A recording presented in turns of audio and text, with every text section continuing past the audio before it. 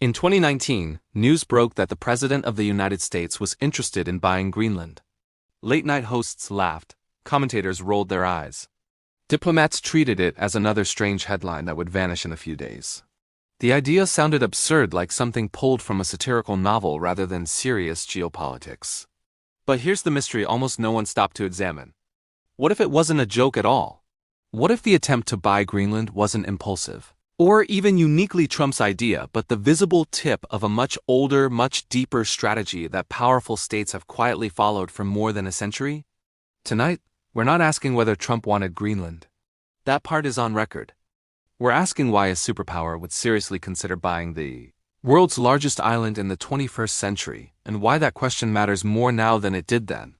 To understand the real reason, we have to step back in time, peel away the laughter, and follow a chain of cause and effect that leads from frozen Arctic ice to global power itself. Welcome to its financial history too. Long before Trump ever entered politics, Greenland was already valuable. Not because of its population, it has fewer people than many small towns, but because of where it sits and what lies beneath it. Greenland occupies a strategic position between North America and Europe, right at the gateway of the Arctic.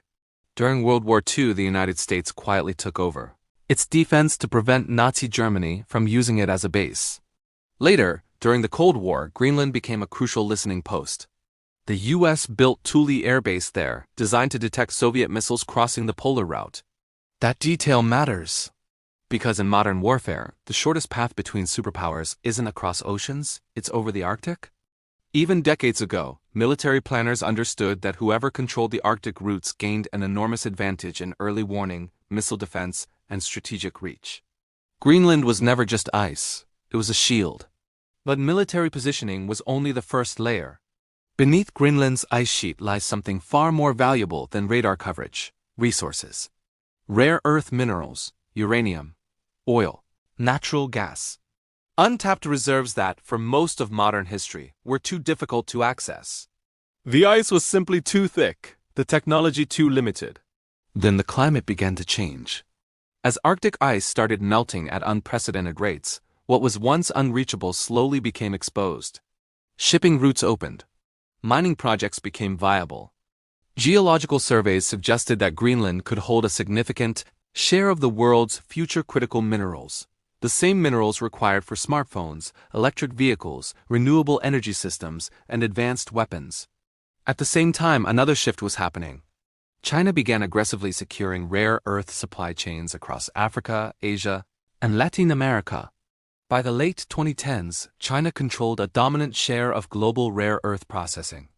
The United States, once a leader in this space, found itself dangerously dependent. This is where the story begins to accelerate.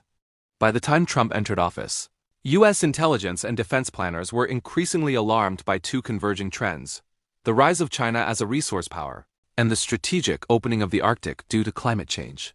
Greenland sat at the intersection of both. Now here's the part that rarely makes headlines. The United States has tried to buy Greenland before. In 1867, after purchasing Alaska from Russia, U.S. officials discussed acquiring Greenland and Iceland as part of a broader Arctic strategy. In 1946, President Harry Truman formally offered Denmark the equivalent of over $100 million in today's dollars for Greenland.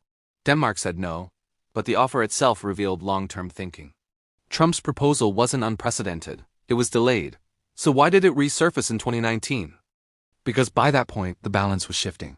Russia had begun militarizing the Arctic, reopening Soviet-era bases, and deploying new icebreakers. China declared itself a near-Arctic state and invested heavily in polar research, ports, and infrastructure.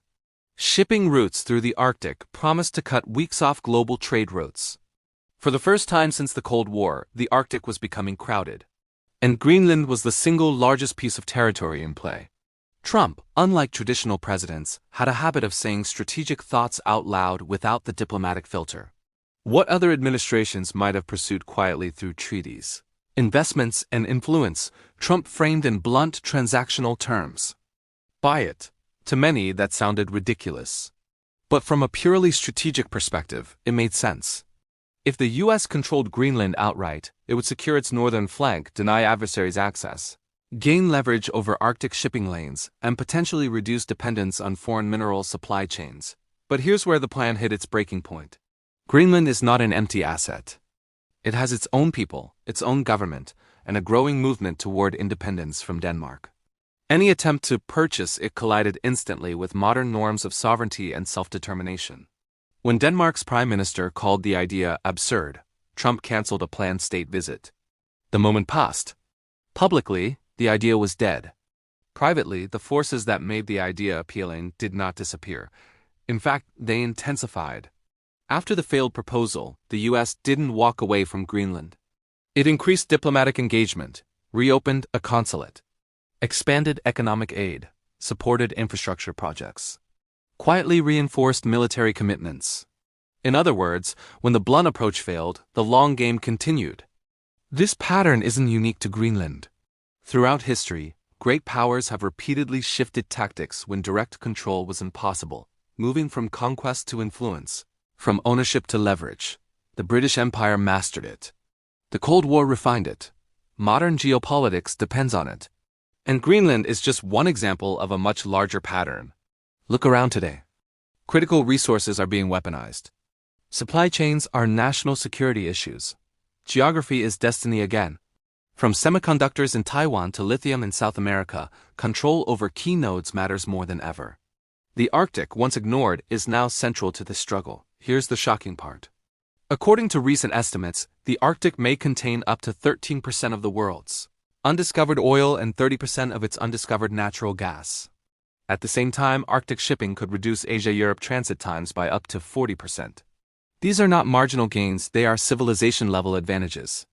And yet, most people still think the Greenland story was a punchline. That misunderstanding is the real danger. Because when strategic moves are dismissed as jokes, they aren't debated. They aren't scrutinized. And they quietly continue in different forms. So, what does this all mean?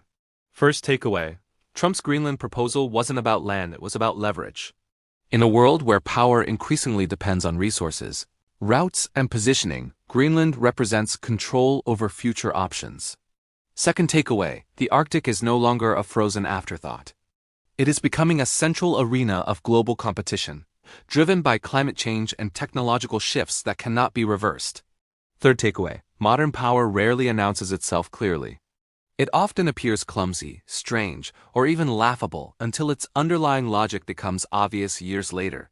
The open question is this. As the world warms, as resources grow scarcer, and as great powers compete more openly, how many other absurd ideas today are actually early signals of tomorrow's reality? And more importantly, will we recognize them in time? If you want more deep-dive stories that challenge surface-level narratives and reveal the hidden logic behind global events, make sure to like the video, subscribe to the channel, and share this with someone who still thinks Greenland was just a joke. Because in geopolitics, the jokes are often where the truth is hiding.